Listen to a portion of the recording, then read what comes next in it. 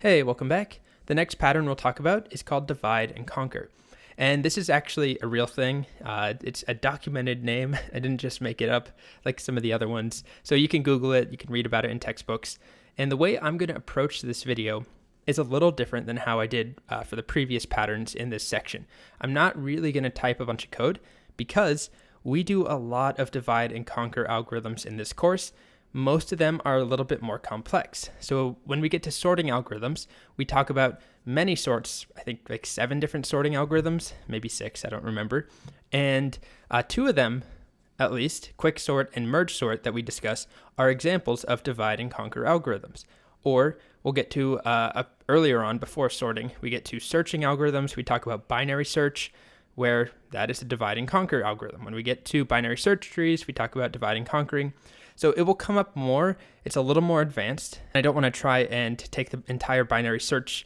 There's like 3 videos I have on it. I don't want to try and condense that into one 5-minute video here. So I just want to introduce the idea of dividing and conquering. So what we do is we take a larger set of data, usually an array, a string. It could be a linked list or a tree even when we talk about those, but let's just say an array for now. And rather than starting from the left and moving all the way to the right, let's say we're searching for a value. We start by dividing it into smaller pieces and then doing something to each smaller piece to determine where to go next. So we divide up a larger chunk of data into smaller chunks. And this, depending on the problem, can be a significant helper, but not always. The classic example, the one we'll be starting with once we get to searching algorithms, which is pretty soon, is called binary search, or just search is what I'm calling the function, but technically it's called binary search. So it accepts an array of sorted numbers. It has to be sorted. So 1, 2, 3, 4, 5, 6 is what we have here. Write a function called search that accepts a value and it returns the index where that value is found. So if we pass in 4, it should return 3 because 0, 1, 2, 3, that's where 4 was found. If we pass in 6, it should return index of 5. If we pass in 11, it returns -1 because 11 is not found in here. So the easy approach is to start from the left and just look. Let's say we're looking for 11. We start on the left and we check, is this 11? Nope. Okay, loop to the next thing. Is this 11? No. Is this 11? And we just go all the way through the array. That would be O of n. We go through the entire array one time and we either find it or we don't. Remember that it's sorted. So that solution would look something like this. We have a single loop. Its time complexity is O of n. This is called linear search. We actually have a quick video on this later on. Binary search actually involves something a bit different. It's a divide and conquer algorithm. So if we hop over here and we take a look at a sorted array, I'm going to mix up some of the numbers so it's not just, let's see. All right, let's say this is my array and I want to know if the number 15 is in there. What we could do is start here with linear search. Are you 15? Are you 15? Nope, no, and loop all the way until we find 15 here. Or we can use binary search where we divide the array up. So we just pick a middle point because it's sorted. So let's say this is our middle roughly. And we check, is the value we're looking for greater than 8 or less than 8? And because it's sorted, this will work. And the value we want is greater than 8. We're looking for 15.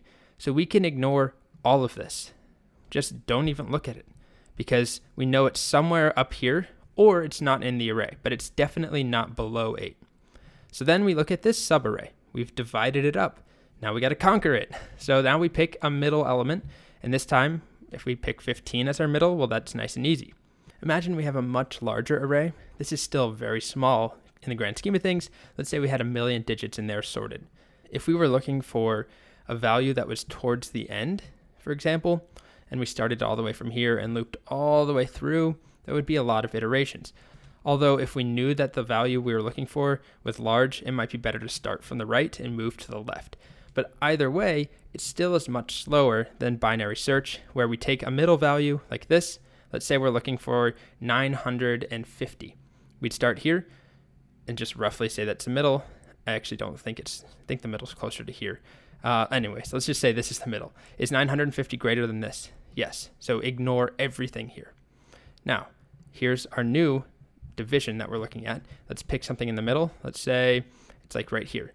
and we care about is 950 greater or less than or equal to 913. It's greater. So now we only look at this portion. And now we pick the middle again. Let's say 916. Well, it's greater than 916. So we look at this. Now we pick the middle. Well, there's only 2 elements, so we'll pick 917. It's greater. So then we look at this. That's not it. So we know 950 is not in here. And that only took, 4 steps versus potentially starting at the beginning, looping. It might take, it takes n steps, where n is the length of the array, or that's the maximum steps to figure out something is not in here. We'd have to look at every single value if we just start at the beginning. Anyway, so dividing and conquering can really save a lot of time. It can complicate your code a little bit. If you do want to take a look at the solution for binary search, like I said, we have multiple videos where we build this and we talk about how it works, and we talk about how we get to log n, which if you didn't watch the log video in the big O section, you don't remember what log is. It's technically log base 2 of n. We just simplify it. Don't worry about it. We will come back to that. We have a whole video on binary search, or multiple videos. But I just wanted to introduce the idea of dividing and conquering, taking a larger set of data and dividing it into smaller subsets and ignoring other ones. Or in the case of like merge sort, quick sort, we actually will go and merge things back together, sort of sew them back in one at a time from smaller pieces. So those algorithms definitely take some more work. They're broken up into like 3 or 4 videos each. They come later in the course, but I just wanted to introduce the fact that dividing and conquering is a thing. It's a really commonly used pattern. It just happens that most of the time we use it is for more complicated algorithms, not for, small things like finding unique sequences in a string. It's usually for larger, more complex things like sorting a really large list of data. So look forward to that if that intrigues you in any way. We will learn some real divide and conquer algorithms starting with binary search and then later on merge sort and quick sort. Okay,